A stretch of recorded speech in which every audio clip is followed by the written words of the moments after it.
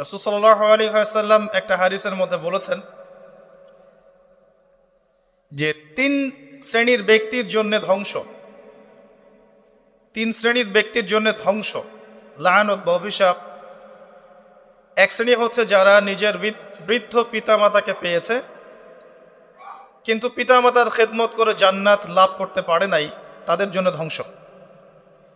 আর এদের সংখ্যা দিন দিন বাড়ছে, এই জেনারেশনের সংখ্যা দিন দিন বাড়ছে যারা পিতামাতার খেদমত করতে চায় না।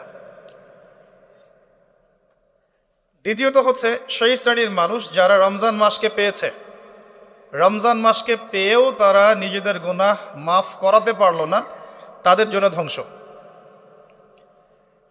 তৃতীয় শ্রেণী হচ্ছে তারা যাদের সামনে রাসূলুল্লাহ সাল্লাল্লাহু আলাইহি ওয়াসাল্লামের নাম উচ্চারিত হয়েছে কিন্তু রাসূলের নাম শুনে তারা দরুদ পাঠ করেন নাই। এই তিন শ্রেণীর ব্যক্তির জন্য রাসূলুল্লাহ সাল্লাল্লাহু আলাইহি ওয়াসাল্লাম ধ্বংসের দোয়া করেছেন।